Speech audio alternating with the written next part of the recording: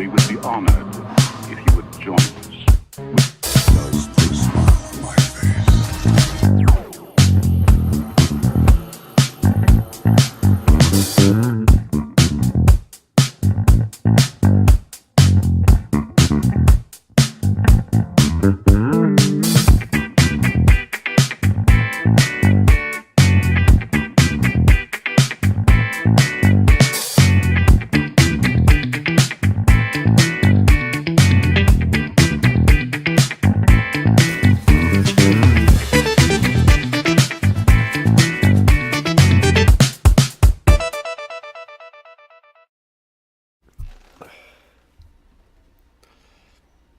Hey everybody, how are you?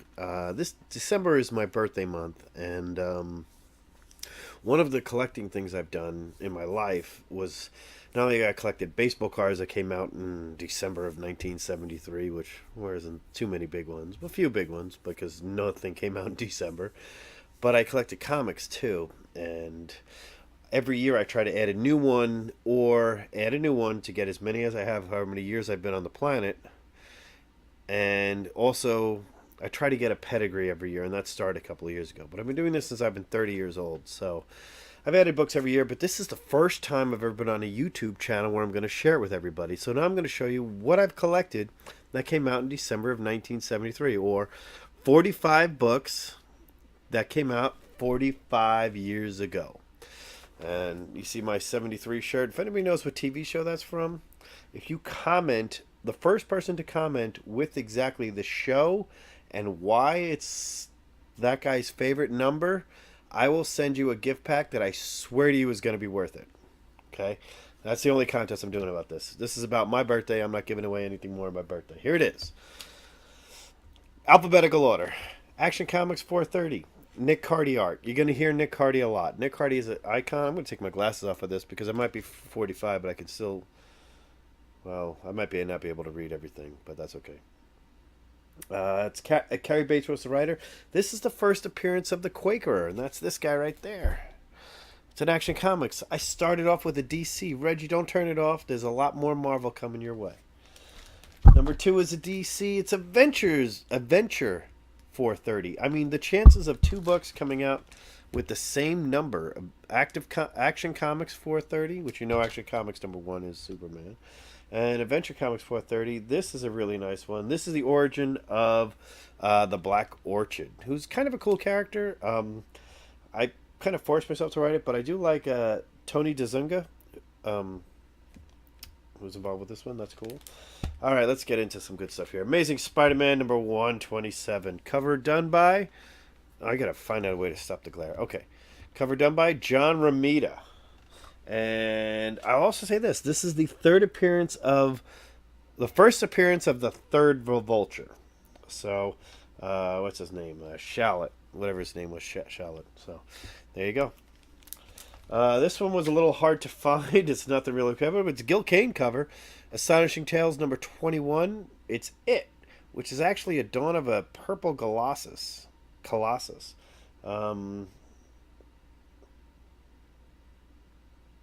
Simonson helped write it. No big deal. All right, now we get into stuff I know a lot about. Avengers, number 118. Cover by Mr. John Buscema, and I always refer to him as Big John Buscema.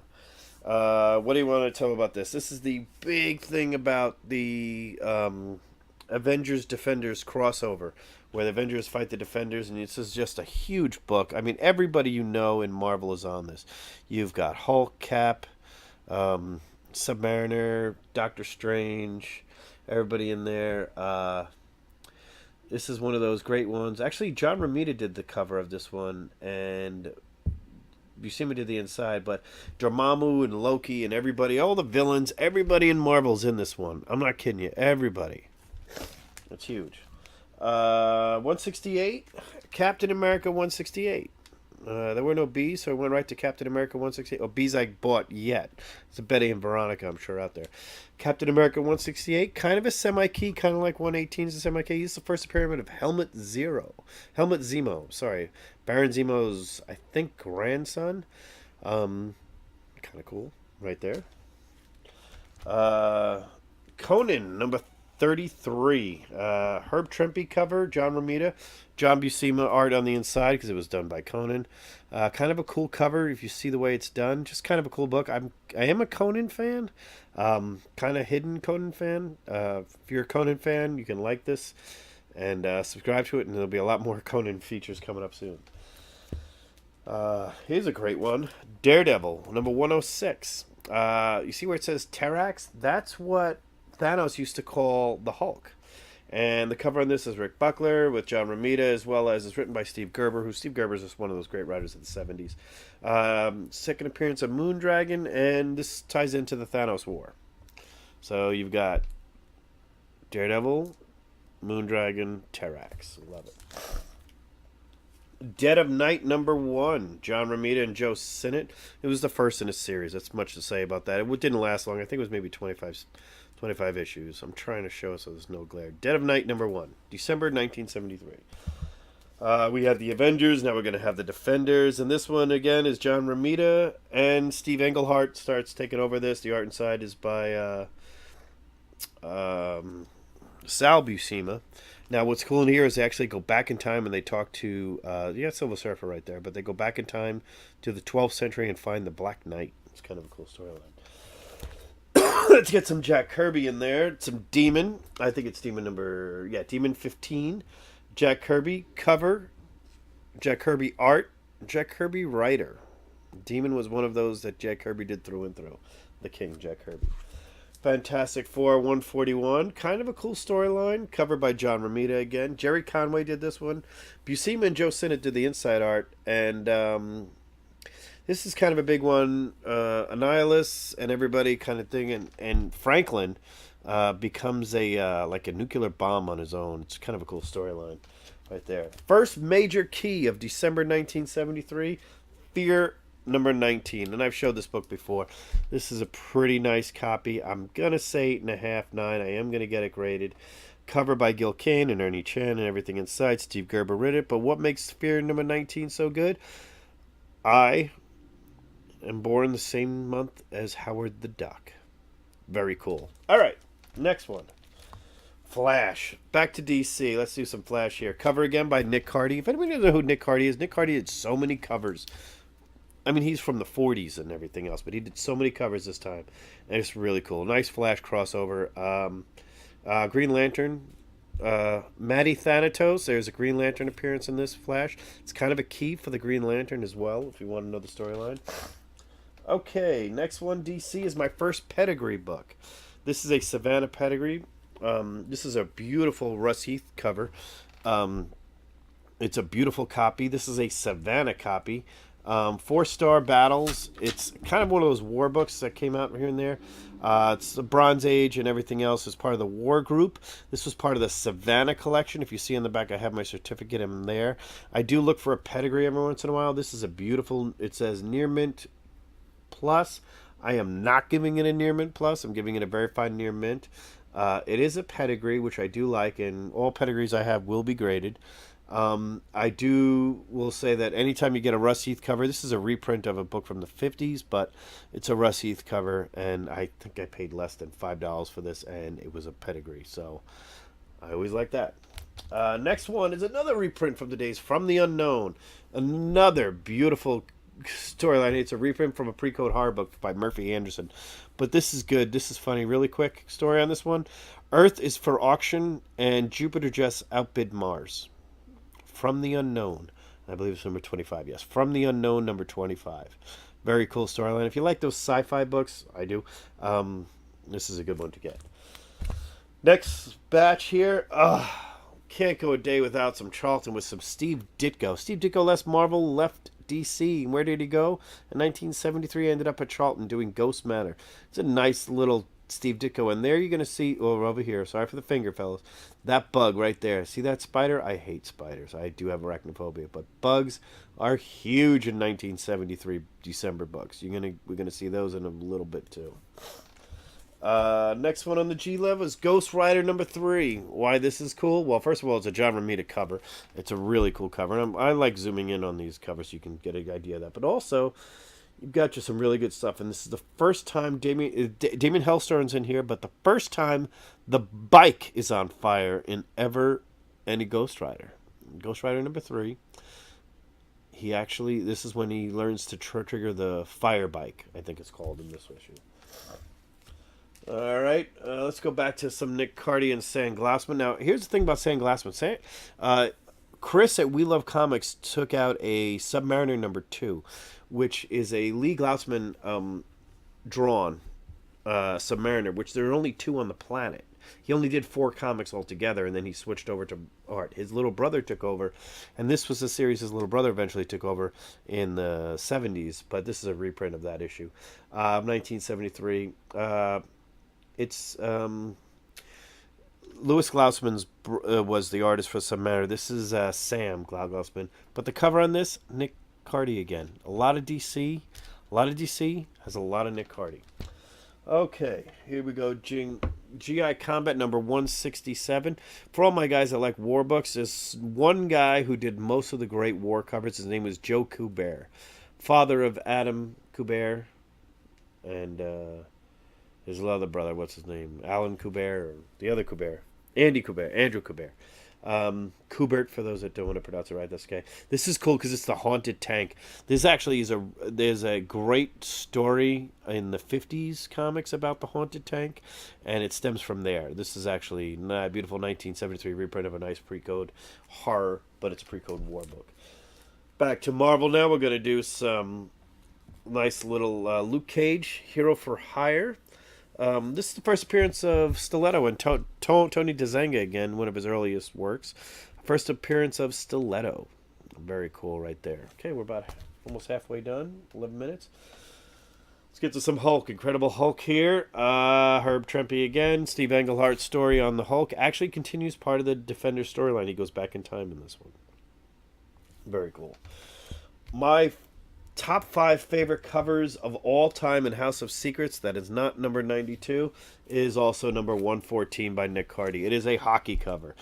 This is a great storyline where the player of the other team, this is one of my favorite ghost stories, player of the other team gets left and he wishes the plane and he wishes them all dead. Well, they all die in a plane crash, and then he plays the game the next day, and his opponents is his old team, all a skeleton. Just a great storyline.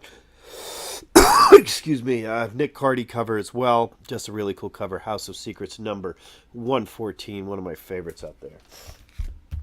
We're back to bugs here, and we're back to Nick Cardy putting out some bugs. We have the House of Mystery number 220.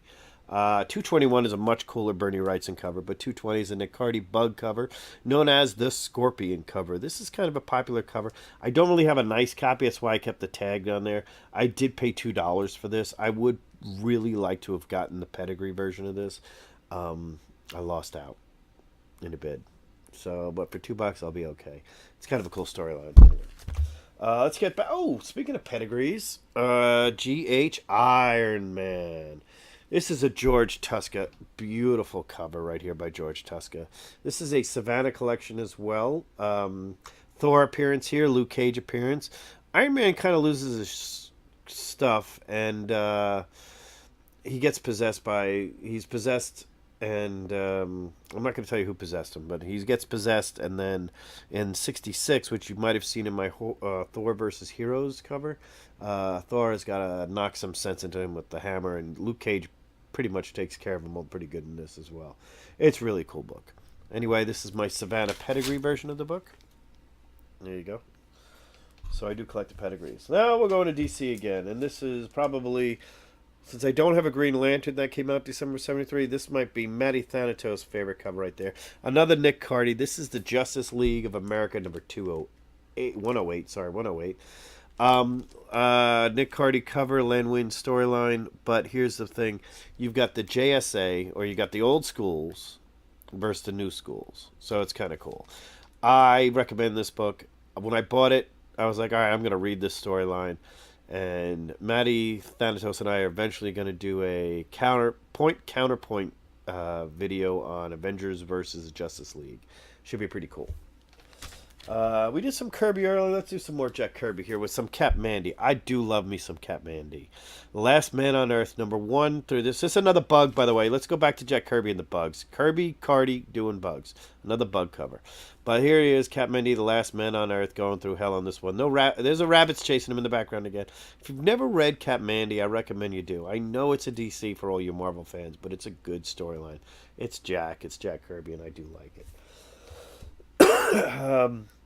But my boy Tony Sanders, I know it's my birthday, but I'm going to give you a little present right here because I'm going to show you a little bit of Marvel team up with your man, Mr. Captain Marvel. With Reggie's favorite guy right there. SpiderMan and Captain Marvel favorite right there. John Romita cover, Lane Wynn did the storyline. If you don't know the Marvel team ups, they are underrated stories that ran in the 70s from 72 all the way on. I love 90% of them are just great reads. They're one shots. Most of them are one shots, so you don't have to worry about anything. Really cool. After Marvel Team Up, let's do Our Army at War. We got another Joe Kubert Russ Heath combination cover with all the nice inside. And actually, this is a DC reprint of a book from the 50s where the main villain's name is the Winter Soldier. Just throwing that out there right there. This is December 1973, of course. But the book in the original one was, I think, done in 1952 with a Russ Heath. And Joe Kubert did the cover. It's actually one of those ones that the second... it says Rock. Sergeant Rock, by the way. The second tank got us locked in its spotlight. The question is that the haunted tank or not? They all... very cool books. I haven't done any Western books yet, but I'm just going to show out there the Outlaw Kid. Outlaw Kid is one of those books. I'm going to do a whole special on Westerns. I promise I'm going to do that. I did like a lot of Western books. It's one of those things where you're a kid growing up in New York when you're reading about Billy the Kid or something. This is Outlaw Kid number 19. Actually, it's just a reprint of a book from the 50s, but... funny thing about the Outlaw Kid, he fights Billy the Kid in this one, and the Two-Gun Kid fights him later on. Let's do some DC stuff here. We've got a Nick Cardy, of course, cover for DC, and this is kind of tells a storyline of the Spectre, who you guys know, Neil Adams and everything else did a lot of cool Spectre covers. This retells the original Golden Age storyline, which goes back to, I think, Fun Comics or Marvel or Captain Marvel or Fun. The DC versions back there, it's number 52, 53. These are all from the 50s. And they retell the origin story right here and the Spectre right here. I apologize about this Mylar or poly it's in. It's a little wrinkled. This book probably hasn't been touched in 15 years at least. So very cool. I do like the Spectre. So we're piling up here, so now we gotta switch over. Okay, next big key. First appearance of very cool Steve Englehart, Jim Starlin, Al Milgrom bring in the master of the Kung Fu, Shang-Chi, as well as the first appearance of Fu Manchu. This is a great storyline. I do like the Kung Fu. This is one I honestly think this will end up in the MCU, whether on TV on their streaming service or eventually in a movie or something. But this is such great writing is done in here and great artwork. You got, Buscema took over a lot of the stuff. But this is the origin, the first appearance of Shang-Chi, the master of the Kung Fu, as well as his arch nemesis, the Fu Manchu. Very cool. Very happy to get this. I'm always looking to upgrade this, so if anybody ever wants to part with one, you let me know. This is maybe a 5 to a 5.5. I'm always looking to upgrade this book. It's one of my favorite books of my birthday books. What are we up to? Special edition 15, by the way. This is Strange Tales number 171. Brother Voodoo, another great storyline. The New Orleans Brother Voodoo stories, which took place after Doctor Strange ended in 169, 170, I think 170, 171, 168, 169. One of them was the first Brother Voodoo. This is a very early appearance of Brother Voodoo. It's kind of a cool storyline. Gene Colan inside there. Gene Colan, phenomenal for the tales of Dracula and Daredevil and everything else. Gene Colan, Gil Kane, John Buscema. You're talking the bullpen back in the day of the 40s for Marvel. And Gil Kane did the cover with Lane Wynn, did a lot of writing in there, so it's really cool. One of my top 5 favorite books of my birthday books I brought up The House of Secrets number 14. I'm going to throw Master of the Kung Fu, first appearance of Shang-Chi. This one right here, Bernie Wrightson. This is Swamp Thing number 7, Bernie Wrightson, December 1973, and this is a special time because it's the first appearance. The Batman. Oh, there he is. The Batman shows up.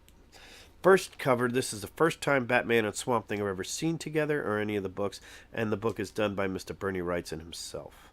Lane Wayne, of course, did the writing, and you know I'm a big Bernie Wrightson fan, so very cool, very happy that this is in my birthday books. Superman. What am I going to say? This is a Superman book that you could probably find in a dollar bin somewhere. He fights the Dragon of Valhalla with the Viking of Valhalla because they couldn't use the name Thor, and I don't know why.